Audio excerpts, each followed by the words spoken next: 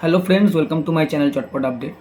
আজকে তোমাদের জন্য দুটো বড় আপডেট নিয়ে এসেছি। প্রথমটি বলিউড সংক্রান্ত এবং দ্বিতীয়টি হলিউড সংক্রান্ত। তো বলিউড সংক্রান্ত আপডেটটি দিয়ে শুরু করছি ভিডিওটা। একটা সিদ্ধার্থ আনন্দের আপকামিং নখানা প্রজেক্ট সম্পর্কে একটি আর্টিকেল কয়েকদিন আগে পাবলিশ হয় এবং তার মধ্যে আমরা 7খানা প্রজেক্টের মোটামুটি একটা আন্দাজ পেয়েছিলাম যে তিনি একটি স্ট্যান্ডঅ্যালোন অ্যাকশন ফিল্ম করতে চলেছেন, তিনি থ্রিলি মুভি করছেন, সাইফ আলি খানের সাথে তার আপকামিং প্রজেক্ট আসছে। পুরোটাই মানে সবকটাই হচ্ছে মার্ফ্লিক্স প্রোডাকশন হাউসের আন্ডারে, অর্থাৎ যে প্রোডাকশন হাউসের প্রথম মুভি ছিল ঋতিক রোশনের ফাইটার।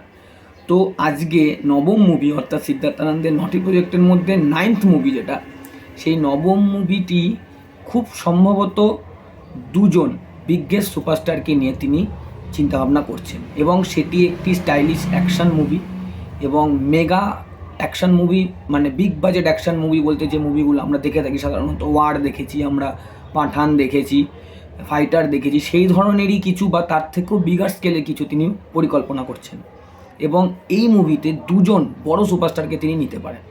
এবার প্রথমেই যেটা সবার মাথায় আসে যে তার মধ্যে শাহরুখ খান তো একজন বিগেস্ট সুপারস্টার, সালমান খান আছেন বিগেস্ট সুপারস্টার এবং ঋত্বিক রোশন কিন্তু বিগেস্ট সুপারস্টার। তো আমরা সবাই জানি যে ওয়াইআরএফের যে স্পাই ইউনিভার্সটা চলছে তার মধ্যে আপকামিং মুভি ওয়ার 2 এবং তারপরে আসছে আলফা নামক মুভিটি, সেখানে শারবারি এবং আলিয়া ভাট রয়েছেন। এরপরে কিন্তু টাইগার ভার্সেস পাঠান এই মুভিটি নিয়েও হাইপ কিন্তু তুঙ্গে রয়েছে এবং টাইগার ভার্সেস পাঠান আমরা সবাই জানি সিদ্ধার্থ আনন্দ ডাইরেক্ট করতে চলেছে, কিন্তু টাইগার 3 এর ফেইলিয়ারের পর এই মুভিটি আদৌ হবেই কি না সেটা নিয়ে কিন্তু একটা চরম সংশয় এখন দেখা দিয়েছে। তো এই নতুন যে আপডেটটি, এই নতুন আপডেটের মধ্যে কিন্তু সবাই এটাকেই মানে প্রায়োরিটি দিচ্ছে যে এখানে কিন্তু খুব সম্ভবত আমরা ঋত্বিক রোশন এবং শাহরুখ খান দুজনকে একসাথে আবার পেতে চলেছি।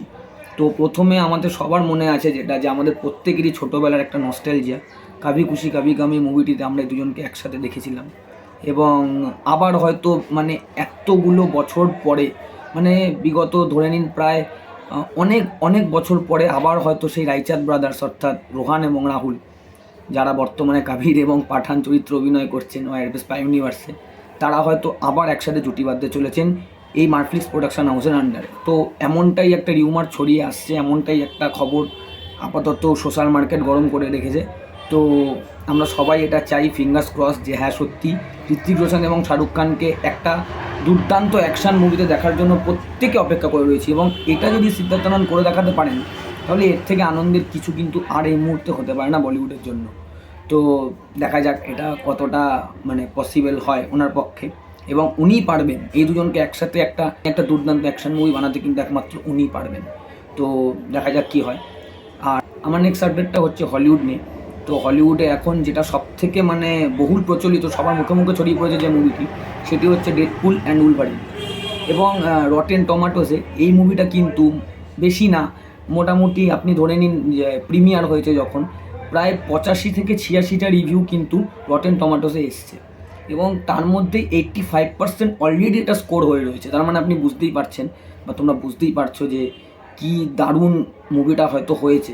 এবং আমার কিছু বন্ধু আছে যারা বিদেশে থাকে, তো সেক্ষেত্রে তাদের মধ্যে বেশ কয়েকজন মানে যারা ডাইহার্ড মার্ভেল ফ্যান্স, তাদের মধ্যে একজনের সাথে আমার কথা হয়েছে এবং তারা প্রিমিয়ারে ছিল। তো সেখান থেকে কিছু ফুটেজ আমি দেখতে পাই, কিছু ক্লিপস আমি দেখতে পাই, স্পয়লার বলতে পারেন।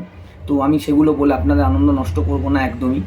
তো আমি যেটা চাই যে আপনারা প্রত্যেকেই গিয়ে মুভিটা হলে দেখুন এবং এই স্পয়লার দিয়ে আমি কখনোই আপনাদের নিরাশ করব না। তবে এটুকু বলতে পারি, মার্ভেলের যারা ডাইহার্ড ফ্যান্স, মানে যারা মার্ভেলকে প্রচণ্ড ভালোবাসে এবং তারা বলতে গেলে একটু নিরাশ হয়েই রয়েছে, আমিও তাদের মধ্যে একজন, যে মার্ভেলের কখনো কোনো মুভি ভালো হচ্ছে তো পরের মুভি বা ওয়েব সিরিজ সেটা এমন খারাপ হচ্ছে যে সবাই বলছে যে মার্ভেল আর ফিরতে পারবে না।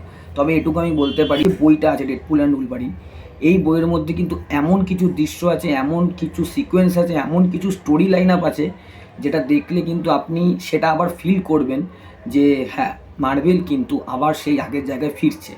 তো এই 24 তারিখ অর্থাৎ শুক্রবার দিন আমাদের ইন্ডিয়াতে এই মুভিটা রিলিজ হবে এবং এর মানে কি বলবো, আকাশ ছোঁয়া মানে এরকে নিয়ে আশা করে রয়েছে সব মার্ভেল ফ্যান্সরা এবং অলরেডি প্রচুর টিকিট কিন্তু সেল হয়ে গেছে।